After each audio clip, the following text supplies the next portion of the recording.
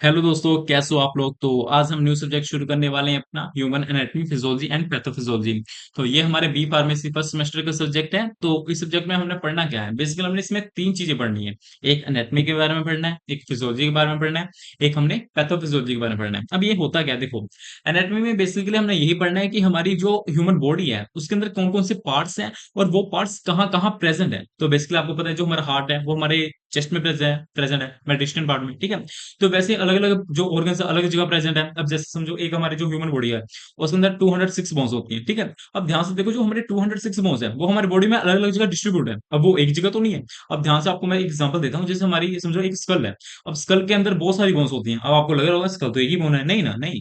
उसके अंदर temporal bone भी है, उसके अंदर ओसिपिटल बोन भी है, उसके अंदर सिग्मोइड बोन भी है, ठीक है। तो अलग-अलग बोन्स भी हैं, ठीक है। अब जो हमारा समझो अब आपका हैंड की एग्जांपल हो, ठीक है। अब जो हैंड है उसके अंदर भी हमारी बहुत सारी बोन्स है, ध्यान से देखो। हमारा जो फोमा पार्ट है, जो फोर आर्म पार्ट है, उसके अंदर हमारी रेडियस और अल्ना बोन प्रेजेंट है, ठीक है। अब थोड़ा रिस्ट बोन में देखोगे उसके अंदर हमारी कार्पल्स प्रेजेंट है। कार्पल्स से आगे मेटाकार्पल्स प्रेजेंट है। जो हमारी फिंगर्स है उसमें अंदर उसको हम फ्लेंजिस कहते हैं, है ना। तो ये सारी एक डिस्ट्रीब्यूशन है बोन्स की। जो 206 बोन्स है वो अलग अलग जगह प्रेजेंट है, ठीक है।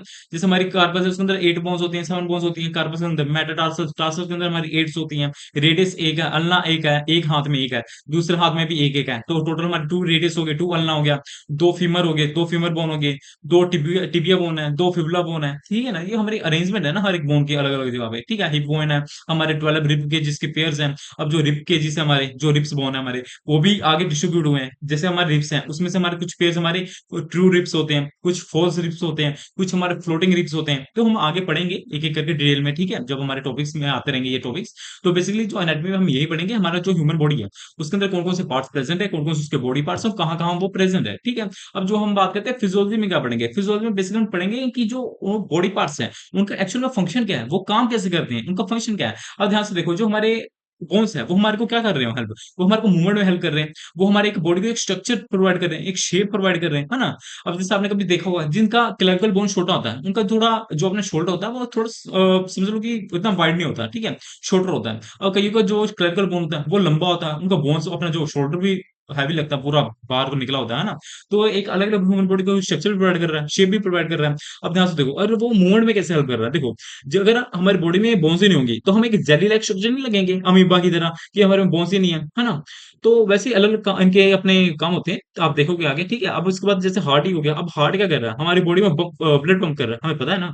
जैसे हार्ट क्या करता है, बॉडी में हमारे पंप करता है ब्लड, ठीक है। अब जो किडनी है वो क्या करता है, वो हमारे ब्लड को प्यूरिफाई करता है, टॉक्सिस मटेरियल से निकालता है, टॉक्सिन्स वगैरह निकालता है, ठीक है। ऐसे अलग अलग चीजें होता है, ठीक है। अब समझ लो जैसे हमारा स्टोमक है, स्टोमक के अंदर हमारे एक पेनक्रियास पेराइटल सेल्स होते हैं, पेराइटल सेल्स वो क्या करते हैं, पेराइटल सेल्स हमारे एचसीएल प्रोड्यूस करते हैं जो हमारे डाइजेशन अपने फूड्स की डिग्रेडेशन वगैरह करने में, डिसइंटीग्रेशन वगैरह करने में हेल्प करता है, ठीक है। जो पेनक्रियास होते हैं वो हमारे अलग अलग हार्मोन से रिलीज करते हैं, जैसे स्मार्टोस्टैटिन हो गया, इंसुलिन हो गया, ठीक है। अपने और भी कोई अलग अलग हार्मोन से रिलीज करता है, अलग अलग पार्ट्स बॉडी, एंडोक्राइन ग्लैंड्स होते हैं, कितने होते हैं, है ना। तो अलग अलग इनके काम है। ये हम फिजियोलॉजी में पढ़ेंगे, ठीक है। अब हम बात करते हैं पैथोफिजियोलॉजी में क्या पढ़ेंगे। देखो उसमें हम पढ़ेंगे कि कोई डिसीज कैसे होती है किसी ह्यूमन को, उसके पीछे का कोज क्या होता है, क्या कारण होता है, उसको हम कैसे सही कर सकते हैं, उसको डायग्नोस कैसे कर सकते हैं, हम उसको पता कैसे करेंगे कि हाँ इसको ये पर्सन को ये डिसीज है। अब ध्यान से देखो, अब जैसे टीबी होता है। अब टीबी कैसे होता है, देखो ये हमारी एक एयरबोर्न डिसीज है। जो अगर कोई पर्सन इन्फेक्टेड है ऑलरेडी, जिसको टीबी है, वो अगर खांसेगा छींकेगा उसके थ्रू भी एक दूसरे पर्सन को हो सकता है, ठीक है।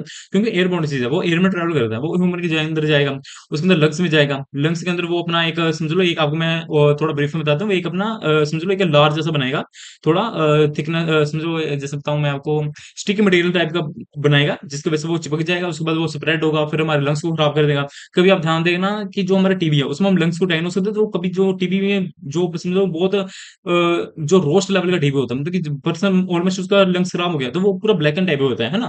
तो ये सब कैसे हम डायग्नोस करते हैं, तो इसमें हम पैथोफिजियोलॉजी में यही पढ़ेंगे, ठीक है। अब थोड़ा हम डेफिनेशन देखते हैं, ठीक है। Anatomy is a branch of biological science that studies the structure of human body. It deals with the shape, size, location, organizations, relationship of different body parts, including cells, tissues, organs, and organ systems. In simple words, anatomy tells us what the body is made up of and where each part is. तो overall वही चीज है कि हम इसमें पढ़ेंगे हमारी body का शेप कैसा है, साइज क्या है, उसके हर एक पार्ट्स कहाँ प्रेजेंट है, क्या क्या प्रेजेंट है, उसके अपने जो सेल्स वगैरह, टिश्यू वगैरह, उनके साथ क्या उनके साथ संबंध है, रिलेशनशिप क्या है उनके बीच में। अब आपको बताता हूँ, जैसे जो अपनी ह्यूमन बॉडी होती है। आपने बचपन से पढ़ा होगा साइंस में, cell is the basic structure, unit and structure of life, human body, ठीक है। अब बेसिक लाइफ में तो क्या है, देखो जो हमारा सेल है वो हमारे सारे फंक्शन वही कंट्रोल कर रहा है। कैसे? सेल के अंदर हमारा न्यूक्लियस प्रेजेंट है, उसके अंदर हमारा जेनेटिक मटेरियल प्रेजेंट है, डीएनए, ठीक है। सेल के अंदर हमारा राइबोसोम प्रेजेंट है जो हमारा प्रोटीन बनाने में हेल्प करता है। सेल ही हमारा इकट्ठे होकर अपना टिश्यू बनाते हैं। टिश्यू भी आगे 4 टाइप्स के होते हैं, ठीक है। Epithelial tissue, muscular tissue, connective tissue, nervous tissue, ठीक है। अब जो ये टिश्यूज हैं ये आगे और पार्ट्स में डिवाइड होते हैं। एपिथेलियल टिश्यू अपना स्क्वामोस में, स्ट्रेटल में, आगे कितने पार्ट्स में डिवाइड होता है। जो अपने कनेक्टिव टिश्यू होते हैं, जो अपना ब्लड वगैरह जितने आपके ब्लड वगैरह है ना, बोन्स वगैरह, ये सब हमारे कनेक्टिव टिश्यू में आते हैं, ठीक है। मस्कुलर टिश्यू है ये आगे, फिर आगे बहुत सारे पार्ट्स में डिवाइड है। जैसे स्केलेटल टिश्यू हो गया, स्मूथ टिश्यू हो गया, है ना, स्मूथ मसल टिश्यू हो गया, तो ये सब आगे बहुत सारे पार्ट्स में डिवाइड है। तो बेसिकली अब जो हमारे सेल्स हैं, सेल्स हम टिश्यू बनाए, अब टिश्यू बनाएगा ऑर्गन्स, मतलब कि जितने भी हमारे ऑर्गन्स हैं। अब इतना ही समझो, जो हमारी ह्यूमन बॉडी है वो एक सेल से बनी हुई है, ठीक है। तो ऑब्वियसली जो ऑर्गन्स हैं वो भी तो सेल से ही बने होंगे। जो सेल्स किससे बने हुए हैं? सेल, ओ सॉरी, अपने सेल्स हैं ये हमारे केमिकल कुछ कंपाउंड्स होते हैं, आपको मैं आगे बढ़ाऊंगा, उससे बने होते हैं। फिर सेल्स हमारे टिश्यू बनाते हैं, टिश्यू हमारे ऑर्गन्स बनाते हैं। और जो हर एक ऑर्गन है वो अलग अलग टिश्यू से बना होता है, ठीक है। सभी में थोड़ा थोड़ा हम कह सकते हैं मिक्सचर टाइप का होता है। जैसे आप समझ लो कि जो हमारा जो अपना स्टमक होता है, ठीक है, उसके अंदर जो स्मूथ मसल प्रेजेंट होता है, ठीक है, स्मूथ मसल प्रेजेंट होता है हमारे स्टमक के अंदर, ठीक है। अब जो जैसे ये हमारा जो हार्ट है वो हमारा मस्कुलर टिश्यू से बना हुआ है, क्योंकि वो पंपिंग करता है, ठीक है। तो अलग अलग जो ऑर्गन्स है थोड़ा अलग अलग मिक्सचर से बना होता है अपना टिश्यू के, ठीक है। अब ऑर्गन्स आगे जाके हमारा ऑर्गन सिस्टम बनाते हैं। अब ऑर्गन सिस्टम क्या होता है, देखो। अब जैसे आपको पता है कार्डियोवास्कुलर सिस्टम आपने पढ़ा है, कार्डियोवास्कुलर सिस्टम हो गया था, देखो उसमें होता है कि जो हमारा पता है कार्डियोवास्कुलर 2 वर्ड से बना होता है। Cardio means heart, vascular means blood vessels, ठीक है। तो कि हमारा जो हार्ट है वो कैसे ब्लड पंप कर रहा है पूरे बॉडी में, ये कार्डियोवास्कुलर सिस्टम हमें बताता है। जैसे आप समझो एक जो हमारा हार्ट है वो अपने इसके अंदर हमारे 4 चैम्बर्स होते हैं। Right atrium, left atrium, right ventricle, left ventricle, ठीक है।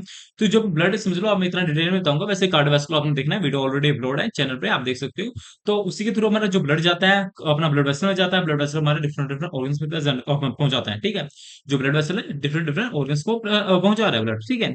तो यही हमारा इसमें यही पढ़ेंगे, जो हमारे ऑर्गन सिस्टम है, बहुत सारे ऑर्गन सिस्टम है हमारे, 11 ऑर्गन सिस्टम है हमारे ह्यूमन बॉडी में। एक एक करके सब बात करेंगे, हम इंटेग्रेटरी है अपना, लिम्फेटिक ऑर्गन सिस्टम भी है, ठीक है। एक एक करके बात करेंगे। अब थोड़ा स्कोप देख लेते हैं। स्कोप क्या है? Study of body structure, obviously हमारी स्टडी बता रहे हैं कि बॉडी स्ट्रक्चर कैसे बनी हुई है, ठीक है। कहाँ उसके शेप क्या है, साइज क्या होता है उसके, ऑर्गन्स का अलग अलग शेप होता है, अलग अलग साइज होता है, आपको पता ही होगा, है ना। तो उसके हर एक बॉडी पार्ट्स का वही चीज होगी, ठीक है। It explains how the human body is organised from cellular level, की कैसे की ह्यूमन बॉडी सेलुलर लेवल से बनी हुई है। सेलुलर लेवल मतलब कि सेलुलर कंपाउंड्स, जिसके केमिकल कंपाउंड, जिससे बाद वो अपना सेल्स बनती है, सेल के बाद टिश्यू बनता है, सेल टिश्यू के बाद अपना ऑर्गन्स बनता है, ऑर्गन्स के बाद ऑर्गन सिस्टम बनता है, ऑर्गन सिस्टम के बाद एक ह्यूमन कंप्लीट होता है, ठीक है। तो यही हमारे सेलुलर लेवल में आती है। आगे अगला टॉपिक आपका इसी के ऊपर है, डोंट वरी, ठीक है, उसमें आपको डिटेल में बताऊंगा, ठीक है। Study of cells and tissue, हम सेल्स और टिश्यू के ऊपर स्टडी मतलब एनाटॉमी, हम सेल्स और टिश्यू के बारे में पढ़ते हैं कि उसकी स्टडी मतलब समझ लो कितने टाइप्स के होते हैं, तो ठीक है, कि कहाँ कहाँ प्रेजेंट होते हैं। जैसे आपको मैंने बताया सेल्स भी हमारे बहुत तरह के होते हैं। जैसे अपने स्मूथ सेल्स होते हैं, है ना, ये हमारे आरबीसी वगैरह, क्या है, ये भी तो सेल ही है, आरबीसी सेल ही है, डब्ल्यूबीसी तो सेल ही है ना। तो इन सब में पढ़ेंगे कि इसको हम स्टडी को बोलते हैं, हिस्टोलॉजी बोलते हैं, ठीक है। Which are the basic structure of body, obviously हमारे बॉडी के बेसिक स्ट्रक्चर है। जैसे किडनी का स्ट्रक्चर क्या होता है, किडनी का बेसिक स्ट्रक्चर क्या है, बेसिक यूनिट क्या है किडनी का? नेफ्रॉन। किडनी नेफ्रॉन से बना होता है, ठीक है।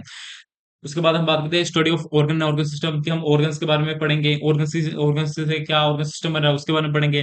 जैसे हमने डिस्कस किया कि हार्ट क्या करता है, ब्लड पंप करता है। जो ऑर्गन सिस्टम है, जैसे कार्डियोवास्कुलर सिस्टम आ गया, हार्ट प्लस ब्लड वेसल, ये काम बना दिया हमने ऑर्गन सिस्टम। जो उनका काम होता है अलग अलग बॉडीज को पहुंचाना ब्लड, ठीक है। अब anatomy explain the structure of organs, हर जो अपने ऑर्गन्स है उनके स्ट्रक्चर के बारे में बताता है anatomy, with their organisation to different organ system, मतलब कि कैसे वो ऑर्गन सिस्टम बना रहे हैं आगे, ठीक है, मिलकर। उसके बारे में पढ़ेंगे। स्टडी ऑफ ह्यूमन डेवलपमेंट की, एक ह्यूमन कैसे डेवलप करता है, जैसे एम्ब्रियोलॉजी आपको पता होगा, जैसे स्पर्म जाता है ओवुलेशन के टाइम में, जब ओव निकलता है उसके साथ एग, उसको एग कहते हो आप। जब उसको फर्टिलाइजेशन होती है उसके बाद एम्ब्रो बनता है, ज़ैगोट बनता है, एम्ब्रो बनता है, उसके बाद वो मल्टीप्लाई होता है, माइटोसिस होती है, फीटस बनता है। फीटस के बाद वो मतलब बेबी बनता है, ठीक है ना। तो इसके बाद स्टडी के बारे में बताता है, जैसे आपको इसमें हमारी वो भी आती है, स्पर्मेटोजेनेसिस, oogenesis, मेंस्ट्रुअल साइकिल, सब कुछ इसमें ही आता है एनाटॉमी में, ठीक है। तो उसके बाद देखते हैं फाउंडेशन ऑफ और मेडिकल साइंसेज की, anatomy provides the basic knowledge required to study physiology, pathology, pharmacological. ये है कि जो एनाटॉमी है समझ लो, ये हमारी नींव है, जो हम जिसके ऊपर रख के हम आगे फिजियोलॉजी और पैथोलॉजी इन सब सब्जेक्ट्स के बारे में पढ़ सकते हैं। अगर हमें एनाटॉमी नहीं पता होगा तो इन सब सब्जेक्ट्स के बारे में हम नहीं पढ़ पाएंगे, क्यों? देखो फिजियोलॉजी में हम क्या पढ़ते हैं कि ऑर्गन्स का फंक्शन क्या है। देखो अगर हमारे को पता ही नहीं ऑर्गन्स कहाँ है, ऑर्गन कैसा है, तो हम कैसे उसके फंक्शन के बारे में पढ़ सकते हैं, ठीक है। फार्माकोलॉजी क्या होता है, इसमें दो चीज आती है कि कैसे हम ड्रग के अगेंस्ट हमारी जो हमारी बॉडी है, कैसे किसी ड्रग के अगेंस्ट रिएक्ट करती है, और कैसे एक ड्रग हमारी बॉडी के अगेंस्ट रिएक्ट करती है, ठीक है, जिसको हम फार्माकोकाइनेटिक फार्माकोडायनेमिक बोलते हैं, ठीक है। तो बेसिकली इसको पढ़ने के लिए हमारे को हर एक बॉडी के फंक्शन, बॉडी के ऑर्गन के बारे में पता होना चाहिए।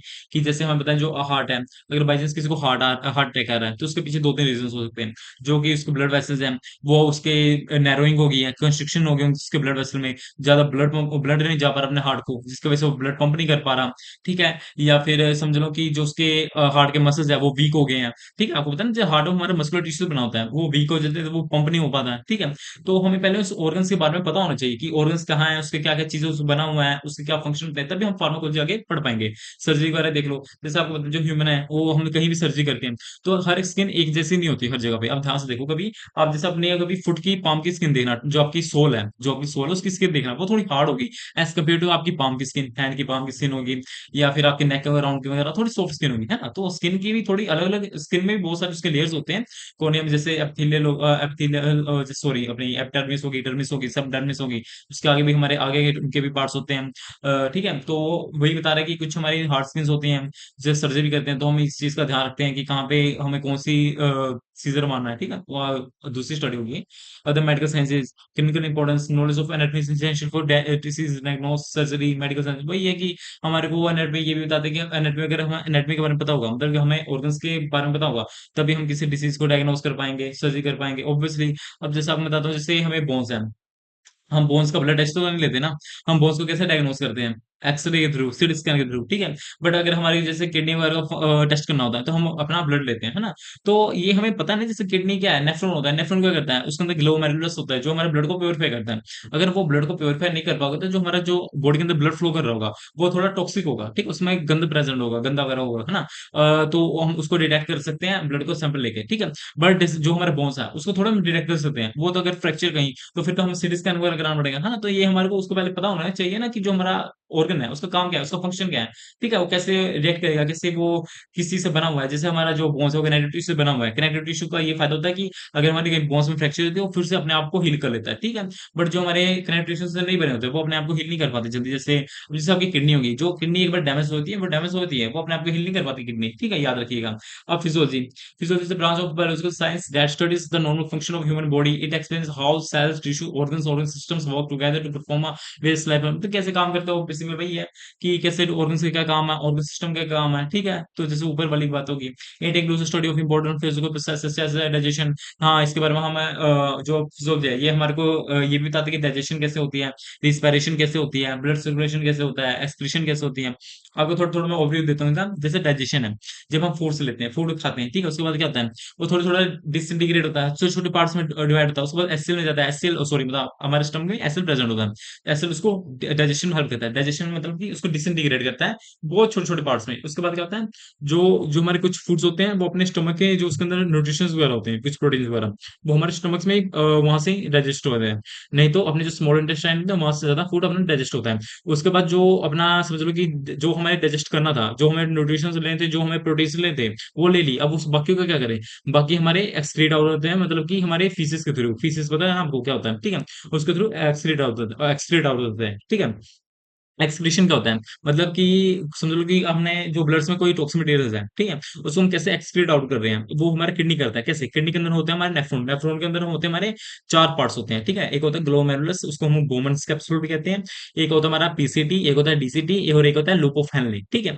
तो इनके अलग अलग फंक्शन होते हैं। तो इसमें क्या इतना डिटेल बताऊं, आप इतना ही समझो। ग्लोमेरुलस वो हमारा ब्लड को प्योरीफाई करता है, जितना भी टॉक्सिक मटेरियल उसको नीचे भेजता है। फिर उसके बाद वो हमारे मतलब कि एक्सक्रीट हो जाता है, ठीक है, बॉडी में यूरिन के थ्रू, ठीक है। रिप्रोडक्शन आपको पता ही होगा, ठीक है। मसल कॉन्ट्रेक्शन क्या होता है, इसके अंदर हमारे मायोसिन्स एक्टिन्स होते हैं, ठीक है, जो कैल्शियम वगैरह की हेल्प से अपनी कॉन्ट्रेक्शन करते हैं। नर्व इम्पल्स ट्रांसमिशन वही है कि हमारे न्यूरो होते हैं, वो हमारे अपने डेंड्राइट्स होते हैं। आपको पता है नर्व ट्रांसमिशन कैसे होता है, जैसे एक न्यूरॉन्स होते हैं, उसके ना पार्ट्स होते हैं, डेंड्राइट्स हो गए, अपने एक्सोन्स हो गए, एक्सोन टर्मिनल्स हो गए, है ना? तो जब हमारे न्यूरोट्रांसमीटर हमारे डेंड्राइट्स पे बैठते हैं, तो फिर अपना मैसेज कन्वे होता है, मतलब मैसेज जाता है अपने नॉर्मल एक्सोन के थ्रू, ठीक है? एक्सोन के थ्रू अपना जो अपना नेक्स्ट होगा एक्सोन टर्मिनल, उसके थ्रू जाके नेक्स्ट अपने डेंड्राइट को पहुंचता है, ठीक है? वैसे हमारी नर्व ट्रांसमिशन होती है, ठीक है? स्टडी ऑफ होमोस्टेसिस, होमोस्टेसिस मतलब होता है मेंटेन, मतलब कि बैलेंस मेंटेन, कि हमारी बॉडी में बैलेंस कैसे मेंटेन होता है। अब ध्यान से देखो, यहाँ पे क्या लिखा है, physiology explains how the body maintains normal body temperature, कि बॉडी हमारा नॉर्मल मतलब कि नॉर्मल टेम्परेचर कैसे मेंटेन करके रखता है, ब्लड प्रेशर कैसे मेंटेन करता है, ब्लड ग्लूकोज लेवल कैसे मेंटेन करता है, पीएच कैसे मेंटेन करता है। अब ध्यान से देखो, अब जैसे आपने डायबिटीज के पेशेंट की आपने बताता हूँ सिंपल बात, ठीक है? जैसे जब हमारी बॉडी में ब्लड का ग्लूकोज लेवल बढ़ जाता है, फिर क्या कहता है, हमारा जो पेनक्रियास होता है ना, वो बहुत ज्यादा अपना इंसुलिन रिलीज करता है। इंसुलिन कहाँ से रिलीज होता है? पेनक्रियास के बीटा लैंगरेन सेल से, ठीक है? वहां से अपना इंसुलिन रिलीज होगा, जो कि हमारे ब्लड को जो जितने भी ग्लूकोज होगा ब्लड के अंदर, वो उसको सेल को पहुंचा देगा। अब सेल क्या करेगा? सेल उस ग्लूकोज को यूज करके एटीपीस बनाएगा, जिसको हम एनर्जी कहते हैं। अब वो एटीपीस कैसे बनाएगा? वो अपने अलग अलग पाथवे होते हैं, जैसे ग्लाइकोलाइसिस पाथवे होता है, सिट्रिक एसिड साइकिल पाथवे होता है, उस पाथवे के थ्रू अपने वो एटीपीस जनरेट करेगा, ठीक है? तो ग्लूकोज लेवल भी कम हो गया, ठीक है? तो डायबिटीज पेशेंट क्या होता है कि वो सारा अपना जो इंसुलिन होता है वो नहीं बन पाता है, या फिर इंसुलिन बनता है तो वो अपना काम नहीं कर पाता, ठीक है? तो बेसिकली यही कोज होता है इनके पीछे, ठीक है? और जैसे ब्लड प्रेशर हो गया, ये कैसे बढ़ता है? ब्लड प्रेशर बढ़ता है अपना, इसके भी 4-5 रीज़न होते हैं। जैसे समझ लो कि हमारा जो एक हमारा होता है एल्डोस्टेरोन, एल्डोस्टेरोन हमारा एक हार्मोन होता है, अगर वो बढ़ जाए, तो जिसकी वजह से हमारा ब्लड प्रेशर बढ़ जाता है, ठीक है? एल्डोस्टेरोन हमारा बैड हार्मोन होता है, ठीक है? एक स्टेरॉयड हार्मोन होता है, वो अच्छा नहीं होता हमारे बॉडी के लिए, ठीक है? या फिर आप समझो एक होता है हमारे, जैसे हमारे ब्लड वॉल्यूम बढ़ जाए, ठीक है? तब बढ़ सकता है। या फिर हमारे हार्ट को ज़्यादा काम करना पड़े, तब बढ़ सकता है, ठीक है? बहुत सारे इसके रीज़न्स होते हैं, ठीक है? तो हम बात करते हैं अंडरस्टैंडिंग ऑफ ड्रग एक्शन, की ड्रग कैसे एक्ट करता है। Physiology helps pharmacist understand how drugs act on different organs and organ system, how they produce therapeutic effect. अब ध्यान से देखो, अब जैसे किडनीज़ है, अब जो किडनी समझ लो कि काम नहीं कर रही, ठीक है? मतलब किडनी अपनी ब्लड को प्यूरिफाई नहीं कर रही, तो आप उसको अब पैरासिटामोल थोड़ी दोगे। पैरासिटामोल किसके लिए होता है? पैरासिटामोल होता है अपना बुखार के लिए, बुखार को कम करता है। या फिर अपनी पेन किलर की तरह भी ले सकते हैं उसको, pain as a pain killer भी लेते हैं, ठीक है? अब वो किडनी को थोड़ा सही कर देगा, ठीक है? हम अगर हमारा किडनी प्यूरिफाई नहीं कर रहा, तो हम उसके उन केसेस में डायरोटिक्स लेते हैं। डायरोटिक्स क्या होते हैं? जो हमारे बॉडी में ज्यादा यूरिन बनाते हैं, ज्यादा ब्लड को प्यूरिफाई करते हैं, ठीक है? हमारी बॉडी में अपने सोडियम हो गया, पोटेशियम हो गया, क्लोराइड हो गया, इनको एब्जॉर्ब नहीं होने देते, ठीक है? तो डायरोटिक्स वगैरह लेते हैं। जैसे हमारे ब्लड प्रेशर होगा, उसमें डायरोटिक्स वगैरह लेते हैं, तो काफी केसेस में डायरोटिक्स लेते हैं, ठीक है? वो हमें कैसे पता है? क्योंकि हमने ऑर्गन की स्टडी की हुई है कि ये ऑर्गन इस दवाई से काम करेगा, मतलब ये ऑर्गन के ऊपर ये दवाई काम करेगी, ठीक है? अब आपको मैं एक बात बताऊं, जैसे समझो समझो किसी को कोई एग्जाम्पल सोचो यार। हाँ, समझो समझो किसी के अंदर एसिडिटी हो गई, ठीक है? एसिडिटी हो गई, ठीक है? अब एसिडिटी पता है ना क्या होता है? एसिडिटी हो गई इसको, अब क्या करोगे? आप उसको पैरासिटामोल थोड़ी दोगे, नहीं दोगे ना।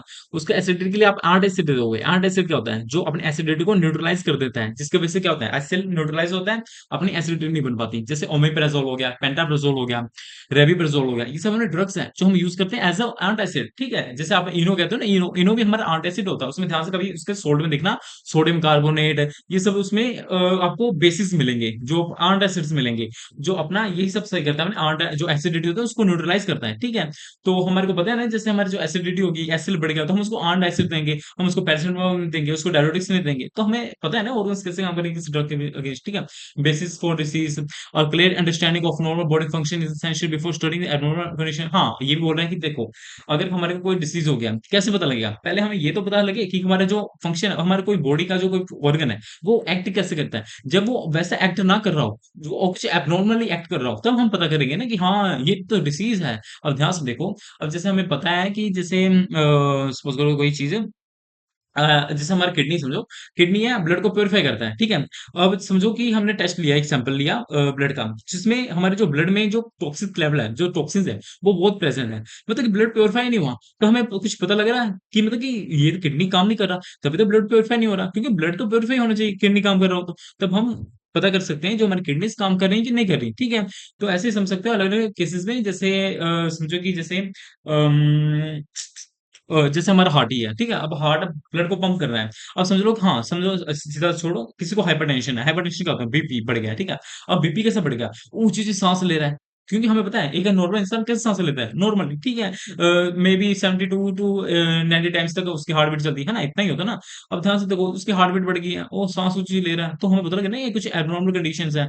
ठीक है, तो ये सब हमें पता है ना, तो यही होगी पैथोफिजियोलॉजी। कहते हैं it is a branch of medical science that studies the abnormal changes in the structure function of the body caused by disease. वही है कि कैसे कोई डिसीज फैलती है, कैसे, मतलब वही चीज है, स्टडी ऑफ डिसीज मैकेनिज्म, कि हम डिसीज का मैकेनिज्म पढ़ते हैं कि कोई कैसे डिसीज फैलती है, कैसे बढ़ता है, मतलब कि pathophysiology explains how disease develop, मतलब कि कैसे डिसीज डेवलप करता है। अब समझो जैसे टीबी हो गया, ठीक है, किसी को टीबी है तो हमें पता है जैसे वो टीबी एयरबोर्न डिसीज है, वो ह्यूमन के अंदर जाएगी, लंग्स के साथ वो उस पे चिपक जाएगी, ठीक है। उसके बाद वो लेसिन्स बनाएगी, वो बहुत डिटेल स्टडी है, लेसिन्स वगैरह बनाती है, वो पूरा फिर फैलती है लंग्स में, लंग्स के बाद वो किडनी पे एक्ट करती है, किडनी को खराब करती है, फिर स्प्लीन को खराब करती है, हर एक बॉडी टिश्यू में फैल जाती है। मतलब लोस्ट लेटेंट टीबी कहते हैं उसको, लेटेंट टीबी, ठीक है।